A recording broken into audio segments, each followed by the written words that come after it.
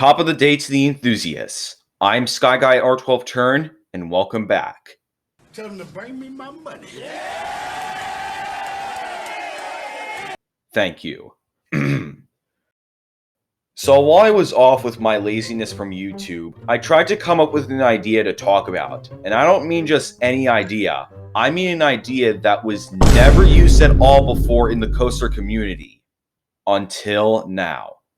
So, if you've been a coaster enthusiast for a while, you probably know at the end of each year, coaster enthusiasts on social media are publishing their ranking of their favorite roller coasters they've ridden.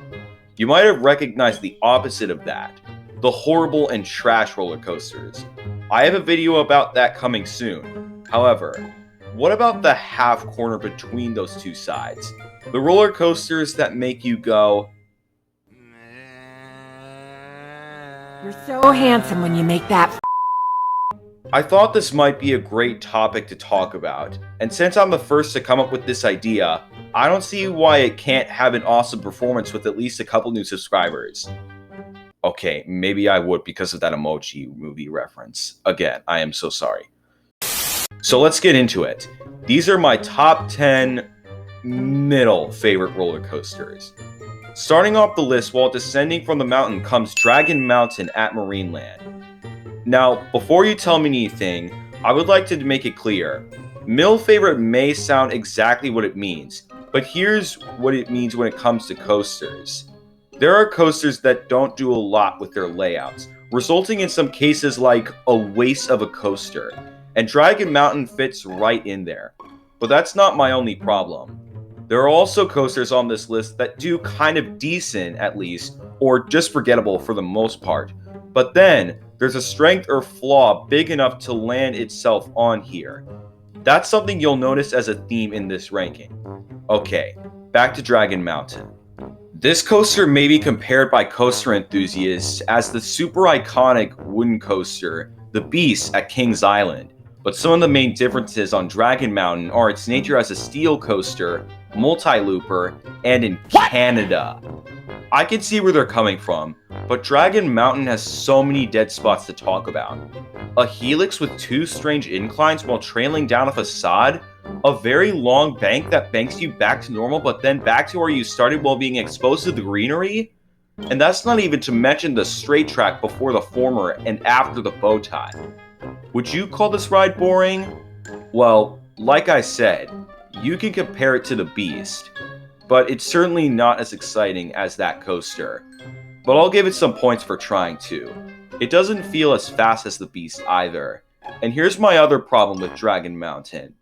Of all the aerodynamics custom loopers I've ridden so far, Dragon Mountain's restraints were the most painful to handle, and it doesn't help with how long the ride is.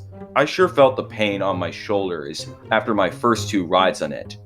Oh, and 3 words for the last flaw before moving on to number 9. Lights it up! Yeah, you can imagine how bad it would be for a coaster as long or longer than this to have that, right? Anyways, busting for the minds at number 9, wow, that would have been a rhyme if it weren't for the S, is Mighty Canadian Mindbuster at Canada's Wonderland. This is one of 3 coasters at this park, and the one that seems to have mixed reviews on. 5 out of 10 will tell you it's tolerable, and the other 5 out of 10 would tell you it's rough and unenjoyable. I knew where to sit on this, and got something else. Something similar enough to the previous entry. A waste of track. I know I'm not part of the GP, but Mighty Canadian Mindbuster just has little to no airtime. No, I didn't ride in the second to back for that pop of airtime on the first drop, but what I got was a ride experience that would probably be suitable for 8-year-olds if it were to be smooth 100%. Airtime hills too drawn out to get airtime, a dull turnaround upwards, you get the point. However, I'll admit, I felt the laterals on the helix. It wasn't jerky, but I don't know about the laterals nowadays. Arriving in America for number 8, we traveled to Blue Hawk at Six Flags Over Georgia. This coaster was previously known as Ninja and had absolutely trash reviews from those who rode it. But in 2016, the coaster got a brand new paint scheme and new trains with the vest restraints. No doubt, it improved the coaster. But there are still haters of Blue Hawk. I'm not one of them, but here's the first problem. You don't have to be as patient as when you wait for your ride on Dragon Mountain. Well, unless the line for Blue Hawk is longer. Second off, I didn't come off Blue Hawk thinking it was butter smooth. My neck hit the vest once or twice. The coaster does have a lot of near misses and nice setting, but it's not the most forceful multi-looper in the park. From one Six Flags park to another, number 7 is the oldest coaster on this list, Runaway Mine Train at Six Flags Great Adventure. Like I said in my video ranking the coasters at this park, I brought up my dad and his relationship with this coaster. It's one of his first ever, and I always find it interesting to talk about. He currently dislikes Runaway Mine Train, but enough about him. Undoubtedly, my favorite part of Runaway Mine Train is that ejection death hill diving into the pond. You get very surprising airtime that at the time I wrote it, nobody was talking about it. Remember what I said about how I consider a coaster to be my metal favorite? Well, this is the first coaster that applies here. Specifically, a big strength that carries it up to the spot. The transitions are typical for an Arrow, and of course, it was janky. Aside from these moments, there's nothing to say left about Runaway Mine Train, except it won't be the only coaster from this park to be on here for the same reason, and I can't wait to hear my dad slander on this ride. LOL. Now, number 6 is a coaster that may come as a surprise to you, as you might say that it's the best ride in the park, but it's Talon at Dorney Park. Out of all the coasters on this list, Talon has got to be the only one where I have a grudge against it. Now, you might not even respect me for why it's on here, but I'll give you a word. It's so dang overrated and about a flashback. On July 15th, 2020, I went on my first trip to an amusement park as a coaster enthusiast. Unfortunately, that was a big letdown. Here's what happened. We were heading to Dorney Park with a friend of me and my sister invited, and I was excited to ride Talon, as it had the potential to be my first B&M invert. Yes, I'm serious. My sister loves Great Bear, so she couldn't wait either. You see, I was hesitant to ride Great Bear at the time because I wanted my first B&M invert to be one outside of my home park. That isn't a clone. It's just very typical when things like the first launch coaster, inverted coaster, spinning coaster, and others are located at your home park. You get the point. But I want it to be different. So when we got past the front gate, you bet I ran my ass off to Talon. But guess what? While I was in line to ride Talon, it broke down and didn't reopen during my day. What? Are you freaking kidding me? You see, that breakdown killed something on my bucket list that had potential. This was the ride that was the ticket for me to ride Great Bear with my family. This was exactly what I needed to accept something I was looking for to ride with my family, and it closed on me. Even worse, we had friends along with us, so it was even more of a disappointment. This alone ruined my day at Dorney Park, and to this day, I hate this park. It's why I have a big grudge against Talon, why I think it's super overrated, and why it lands at number 6 in my top 10 middle favorites. Now, you may be asking me, Sky Guy, how does a sudden closure of a ride link to your opinion when it was a terrible time? Here's your answer. Because it's something that still happened, and I have to take points off for that. I can't let go of it, and in this case, it's so big that it lands right here. So that's why Talon is on this list. I apologize if you don't respect my opinion or you don't understand enough, but that's the best I can do. We've made it to the halfway point of the list, and starting our engines for it at number 5 is Moto Coaster at Six Flags Syrian Lake. This is manufactured by Zamperla, and correct me if I'm wrong, where they got started with launches. I did like the launch on Moto Coaster, but that's my favorite part of it. After that, it's got a straight track, and then things get repetitive. Now, I know these clones are targeted more to a family audience, and I respect that they're clones, but in my defense, that launch can be very intense for the newbies. However, I like that it's themed to racing, my favorite sport. We now head to America's roller coaster for number 4, Gemini at Cedar Point. Gemini opened as one of the biggest coasters on Earth in 1978 and was once rumored to be on the chopping block over 20 years ago. This has its fans, just like a wooden coaster you'll see later on this list, and while I can say it's at least an okay ride, there's 2 things that put it in my middle favorites list. Just 2. I'll get to that very soon, don't worry. I know fans who say this ride is a lot of fun, but I have to disagree. Sure, don't get me wrong, I love dueling coasters. They mimic the feeling of racing after all. Gemini can't do it all the time, but I'll admit, it has quite the floater airtime, and the dueling aspect keeps it from being called boring in my book.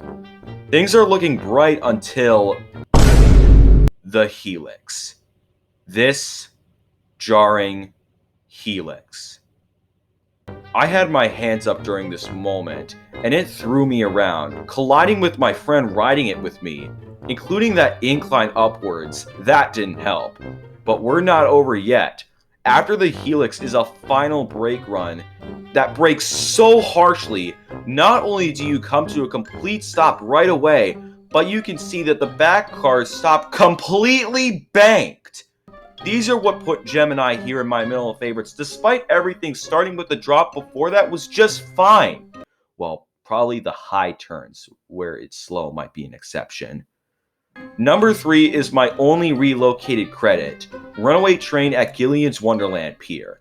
This is currently under construction at a place in Canada, and not only that, but it's the last credit I ever got before becoming an enthusiast. It's also the only coaster on this list where there's probably nothing major to talk about why it's on this list. Okay, actually now that I think about it, there's something. But let's get one of them shortly out of the way. Okay, I apologize if you're getting tired of hearing it. I love to be funny, that's what. It's here for a similar reason as Moto Coaster is. It meanders around, and it's targeted to families. I was GP when I rode it, but I liked it pretty much. I hope one day I can get back to Canada to check out where it is. It's not going to be easy to get all the way to Nova Scotia of all provinces. Alright, number 2, Twister at Knoebels. Like Gemini, Twister is a coaster that has its fans. I know at least 2 coaster enthusiasts who think it's underrated, but like Talon, I'd say, not so fast, boy! When I rode Twister, I thought it was bumpy and had bad restraints, which of course still has the ladder. Call me crazy, guys, but after riding Twister, I actually thought it was rougher than Wildcat. And that coaster is considered to be at least the 2nd worst GCI of all time because of its roughness. Okay, I agree that Twister has a great layout, but this was what I got. I also know someone who hates this ride pretty much, and like him, I call Twister overrated. Maybe I can get back to Knoebels this year so this can change my mind, but we've gotta wait, guys. Finally, we've made it to the semi-honor of number 1, and I'm gonna give that to Skull Mountain at Six Flags Great Adventure. This coaster's manufactured by Intamin and is something you wouldn't expect from the company. Like Moto Coaster and now known as Runaway Mine Train on RCDB. This coaster isn't a terrible choice for something family-oriented, but there's something up this sleeve that makes me believe this is one of the most underrated rides in the park. On the outside, you got theming, which, fortunately for me, makes the ride. It's a nice mountain facade with a waterfall and face carved into a skull. Next, you ascend up 2 lift hills with a straight track that interacts with the crater showing the outside of the park. But then, after the second lift, you go into the first drop, and let me just say, it caught me by surprise. I was sitting in the back row and got sustained airtime all the way down, and I couldn't believe it.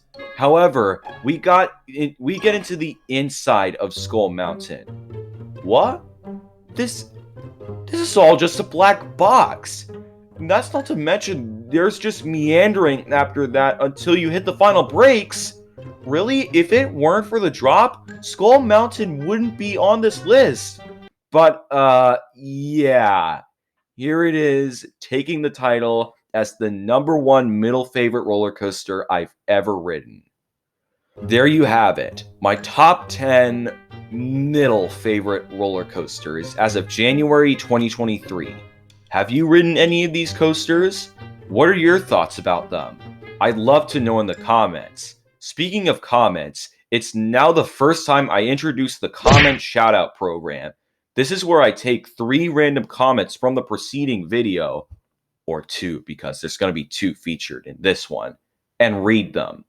These comments come from my last 2 POVs of the roller coasters I rode when I was at King's Dominion. Hershey Park YouTuber Roller Coaster Be at Hershey Park said, I rode Twisted Timbers when I went to King's Dominion back in 2019. Coaster YouTuber Coaster Fusion said, this is actually a good floorless coaster.